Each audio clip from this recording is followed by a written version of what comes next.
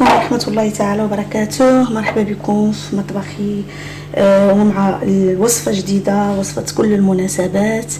اليوم إن شاء الله غادي نشوفوا مع بعضياتنا طريقة عمل البسطيلة. لهاد الوصفة هذه أنا بالنسبة لي غادي نعمل جوج ديال البسطيلات. دونك احتاجيت 3 ديال الدجاجات من فئة كيلو ونص حتى ل 2 كيلو الا ربع ابوبري. ممكن تستعملوا جوج دجاجات ديال 2 كيلو اولا 2 كيلو شي حاجه. بالنسبه للبصله بصراحه انا كنعمل عين ميزاني، ولكن نتوما بالنسبه للمبتدئات ممكن يعملوا على كل كيلو ممكن يعملوا كيلو د البصله. انا هنا عندي 2 كيلو وشي حاجه، ولكن هنا كنفضل نقول لكم هنايا بان البصله اللي يستحسن تعملوها بالبسطيله باش ما تجيكمش ثقيله، باش ما تجيكمش عفوا مكحله، هي البصله البيضاء. وحتى الا ما توفراتش وكان عندكم حاولوا، كانت عندكم غير الحمراء، حاولوا تختاروا ديك الحمراء اللي شويه لونها فاتح، ماشي ديك الحمراء اللي عاطيه الموف، لان كتجيب بسطيله كحله. انا بالنسبه لي شللتها في هذه الآلة اللي هي بحال اللي عندي شي وحده كتعاوني في الكوزينه. كنحتاجوا لواحد الكميه لا باس بها ديال المعدنوس، كنحتاجوا للسمن، كنحتاجوا للزبده، كنحتاجوا في التوابل معلقه كبيره ديال الخرقوم، معلقه كبيره وافيه مزيان ديال سكينجبير، معلقه نص معلقه كبيره او معلقه صغيره ديال البزار، جويده ديال القرفه، الملح حسب الذوق، ومعلقه صغيره ديال القرفه. طبعا القرفه ما تكثروش لان احنا مازال غنستعملوها في المرحله المواليه. وغادي نحتاجو يستحسن يكون زعفران شعراء، انا ما توفرش عندي، استعملت هاد الضامه ديال الزعفران. كنحتاجو طبعا معلقه كبيره ديال السمن ديال الزبده عفوا، ومعلقه كذلك ديال السمن. هادو هما المقادير. انا غادي نكمل تقطاع ديال البصله ونبداو ان شاء الله نشوفوا الطريقه. بغيت فقط ما كملتش التقطاع غير باش نقول لكم هذه الاشاره بان احسن بصله نستعملوا البسطيله هي البصله البيضاء. دونك نقطع ونرجعوا. عملت البصله في الكوكوط ديالي بحال اللي كتشوفوا، عملتها لتحت. علاش؟ باش الدجاج ديالي غادي يطبغي في الماء د البصله، والماء ديالو يعني ما غادي نزيد حتى شي قطره د الماء. راني سبقت عملت معكم هذه الطريقه هذه في البسيطلات الصغار ديال رمضان الا باغيت كتذكروا.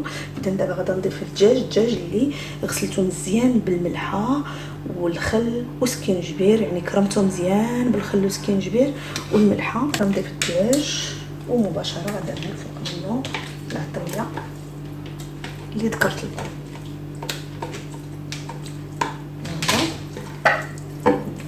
اذا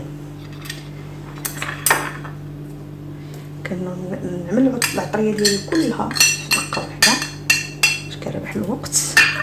بحال اللي قلت لكم الاخوات يستحسن تستعملوا الزعفران شعراء، انا مع الاسف ما متوفرش عندي وعوضته بهذا البديل هذا.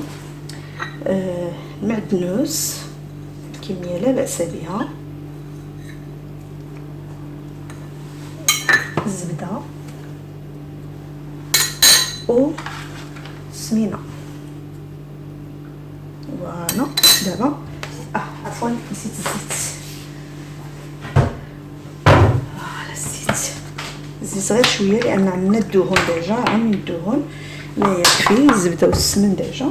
دونك دابا غادي نسد على الكوكوط ديالي وان شاء الله نتلاقاو ملي يطيب الدجاج. وفحال اللي قلت لكم راه ما غادي نعمل فيها حتى شي قطره الماء، غادي طيب بالماء ديال البصله، وعفوا غادي نقليها شويه عاد غادي نسد على الكوكوط في مره. دونك نقليها نشحر داك الدجاج مزيان تيشرب العطريه. راه الليل يعني فضلت نطيب الدجاج بالليل، وغدا ان شاء الله في الصباح عاد نكمل الطريقه المتبقيه لان عندي الضياف غدا ان شاء الله. يلا دونك نقليها ومن بعد نسد على الكوكوط نطيب الدجاج ديالي. البنات هانتوما كتشوفوا المريقه كيفاش طابت. انا غادي نوريكم. نتوما شوفوا المريقه كيفاش وقفات، شفتيو؟ دابا المريقه وقفات. غادا هذه المرحله هذه زولت الدجاج وخليته يبرد شويه يتسقطر عفوا. ودابا غنبقى نزيد البيض. هنايا عملت 20 بيضه لان عندي جوج بسطيلات. نورمالمون البسطيله كندير فيها 10 حتى 12 بيضه حسب الحجم ديال البيض واش كبير ولا صغير. هنايا عملت 10 لان البيضات عندي كبرين شويه. هنايا هذه المرحله هذه النصيحه اللي بغيت نقول لكم الاخوات، ترميو البيض وما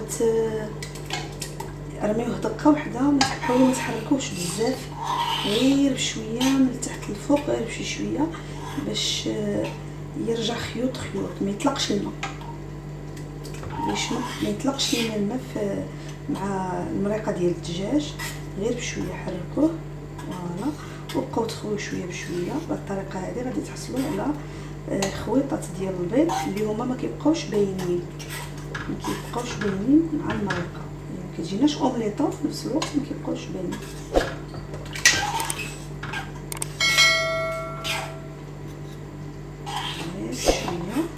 غير بشويه بشويه، نحرك بشويه بشويه باش نحصل على الخليطات ما يبانوش عندي مع المرقه، يكون كلشي منسجم ان شاء الله.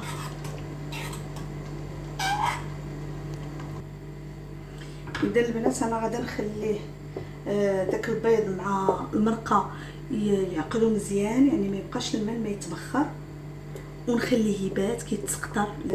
الحشوه كخصها ضروري، البيض والمريقه كخصو ضروري يتسقطر لي، دونك قلت نزيد نصبر شي شويه تنفوت هاد المرحله هادي ونبيتو كيتسقطر، وفي الصباح ان شاء الله نعملو غير مونطاج. في هاد الاثناء انا ما كنتش جالسه الفقرات، هانتوما بحال اللي كتشوفوا انا بقيتو لي دابا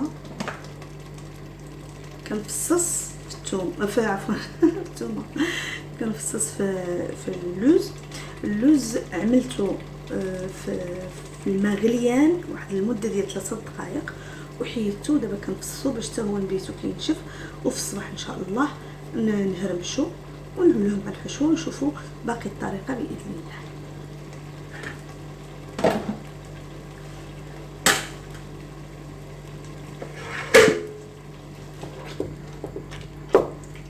استمر بهذه الطريقه هذه تتنشف معايا المرقه نهائيا، وتبقى لي غير داك المريقه ديالنا والبيض ناشفين باش ما يطلقوليش الماء في الورقه. فاصل ونواصل. البنات دابا المرحله المواليه واننا ان شاء الله غادي نقليو اللوز، وهنايا الاشاره فقط اللوز ضروري خصو يتقلى في الزيت بارده. علاش؟ باش ما كيطيبش، ما كتلهوش العافيه وما كيطيبش بسرعه ويبقى الداخلاني ديالو ماشي مزيان. اذا خصنا ضروري نعملوه في زيت بارده كومسا غادي يجينا مقرمش من الداخل. هذيك التقرميشه اللي حنا عندنا بها الغرض غادي نقدروا نحصلوا عليها بهذه الطريقه هذه. اذا قلينا الزيت عفوا اللوز في الزيت بارد. هنايا بحال قلت لكم راه عندي تقريبا كيلو قل شويه، قل شي 50 غرام ولا شي حاجه بحال هكذا. وبالنسبه اللي بغى يدير دجاجه وحده مثلا من قيمه 2 كيلو ولا 2 كيلو وربع يدير غير كيلو د الزيت. انا بحال اللي قلت لكم باغا ندير 2 ديال البساط الكبار، كنظن هاد المقله ما غاديش تكفيني، ما غاديش يتقلاو على اين. انا غادا نقص عليه العافيه ونخليه كيتقلى بشويه عليه باش يدخل باش يتقرمش من الداخل في الزيت بارده، ونتلاقاو بعد قليل.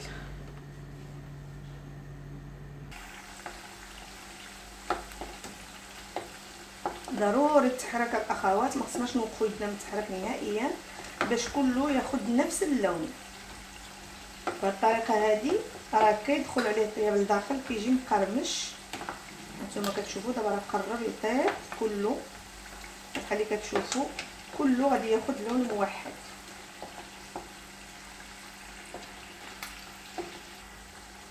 البنات دابا ملي كيقرب يحمر كله خصنا صافي نبقاو نحيدوه حيت هو مازال غادي يكمل طياب في السخانه ديالو. نتوما غادي تشوفوا انا غادي نصفيه من بعد غادي نعملو في البابيي الطوغدون. شفتوا اذا خليتو يعني هو دابا هكا راه مازال ماشي كمل الطياب ديالو، غير بالحراره اللي فيه مازال ماشي يزيد يحمر. دونك خصني نحيدو قبل ما يحمر باش هي هذيك يا ربي يجيني اللون اللي بغيت. فوالا. بالنسبه لكميه اللوز البنات ماشي ضروري في كل دجاجه تعملوا نص كيلو، ممكن تعملوا حتى 350 غرام ولا 400 غرام، ماشي شرط. غير حيت انا بغيت كميه كبيره مازال، يعني باغا نعمل 2 بساط الكبار وواحد بسيطله صغيره لان الضياف اللي جاييني فيهم بابا ديابيتيك، دونك غادي نعمل له واحد بسيطله مسوسه. ما فيهاش يعني ما فيهاش قوه السكر. وهذا الا عملت له غنعمل له شويه ديال العسل الحره فوالا. يعني ديك السكر كثر بزاف غنحاول نخيد له وحده ديالو صغيره وتكون ما فيهاش السكر بزاف. دونك عليها شي عملت كميه كبيره من 3 دجاجات عملت البصل بزاف. والمهم نتوما يمكن لكم تقسموا المقادير على جوج لانها فعلا كتستحق التجربه. دابا انا راه طافيه على العافيه، هو غادي يبقى هنا غير واحد شي شويه راه غادي يكمل مازال الطياب ديالو، غيزيد يتحمر على هكا ونعملو في بابي ابسوربون ونطلقوا بعد ذلك. فوالا نتوما البنات شفتوا اللون اللي حصلنا عليه هو هذا. اذا كل اللوز ديالنا عنده لون واحد. دابا غادي ندوز نطحنوه مع كاس ديال السكر. ممكن تستعملوا سكر كلاصي، ممكن تعملوا السكر عادي. انا صراحه غنستعمل غير سكر سنيده. نطحنوه ان شاء الله وديك الساعه نشوفوا الاضافات اللي غادي نضيفوا له مع بعضياتنا. هما التحضيرات اللي وجدتها البنات هانتوما كتشوفوا. هذا البيض من بعد ما تسقطر، هادو جوج بلاطويات ديال البساطر الكبار، وهذا ديال البسطيله الصغيره اللي قلت لكم غادي يكون ان شاء الله بسطيله مسوسه. هادو الدجاج مستقطر مزيان وقسم على جوج. وهذا ايضا اللوز من بعد ما هرمشتو بالسكر طبعا في الماكينه. زدت عليه شويه ديال المزر، زدت عليه شويه ديال الزبده، وزدت عليه القرفه. دونك قسمت كل بسطيله غادي نعمل فيها لاباغ ديالها. وايضا بالنسبه للبسطيله الصغيره فوالا دونك البيض اللوز ما عملتش فيه السكر. هذا ديال البسطيله مسوسه ما عملتش فيه السكر نهائيا. وهذا الدجاج ان شاء الله. دابا غادي تشوفوا معايا ان شاء الله المونتاج. وجدت هنايا فوالا عندي هنايا 2 كيلو ديال الورقه. ممكن دونك هذا تجيني قد لان نورمالمون بسطيله وحده كتجي فيها كيلو الا ربع، ولكن هذاك الشيء اللي غادي يبقى غادي نكملو انا في بسطيله صغيره. سمحوا لي البنات راه تليفوني قريب يطفى، ولهذا قبلوا عليا الا كانت شي مرحله ما تصوراتش. دونك انا ديريكتومون في الشارج. دونك هذيك غادا تكون ديال بسطيله مسوسه ديال بابا، وهادو غادي يكونوا ان شاء الله ديال البساطل الصغار. التليفون في الشارج تقطعت شي لقطه ما شفتوهاش سمحوا لي.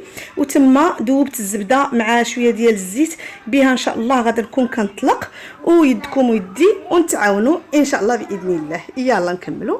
دابا البنات فوالا نتوما معايا. دونك اول حاجه غادي ندهن اللاطه ديالي حتى الحيوطه ديالها الهوامش. ناخذ ورقه اللي غادا تعطيني القياس التحتانيه اللي غادي نلمط بها في الاخير. الجهه الحرشه البنات تكون لداخل والجهه الرطبه تكون على برا.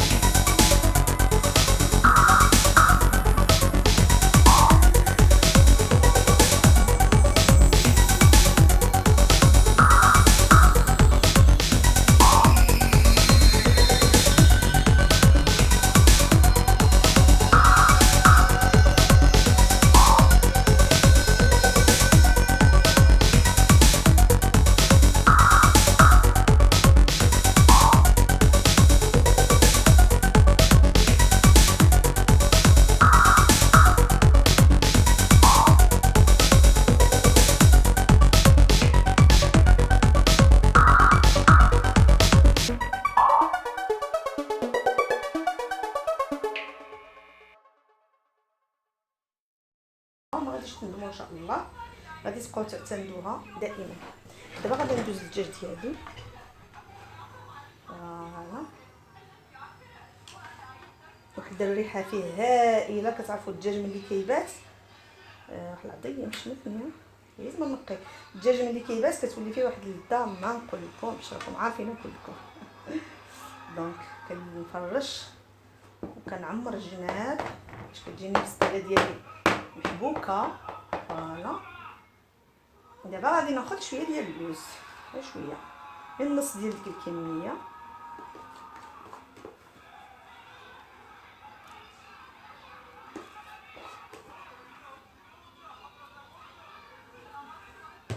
نرش الزبده باش يجيني فتيل.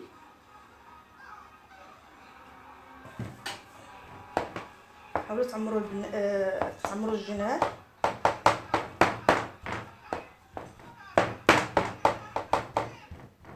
غنعمل واحد الورقه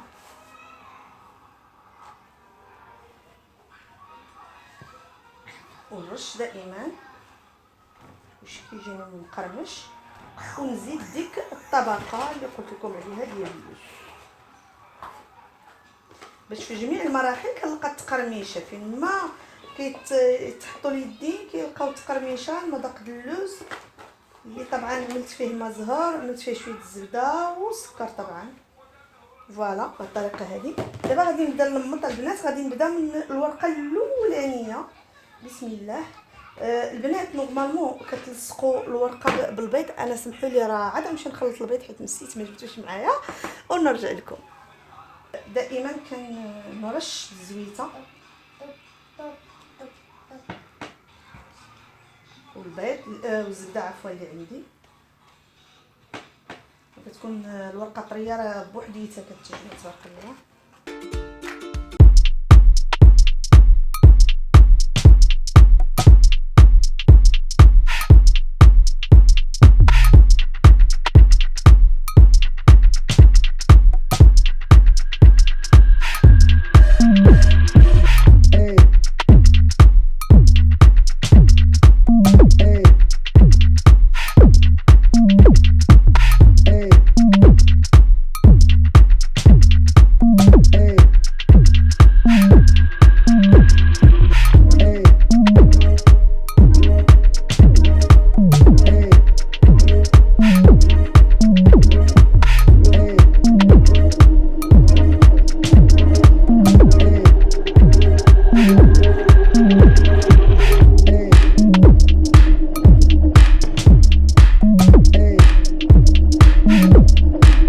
فوالا البنات البسطيله ديالي ها هما. هذه بسطيله مسوسه ما فيهاش نهائيا السكر، وهذوك جوج بساط الكبار اللي غادي دابا ندخلهم يطيبوا ان شاء الله.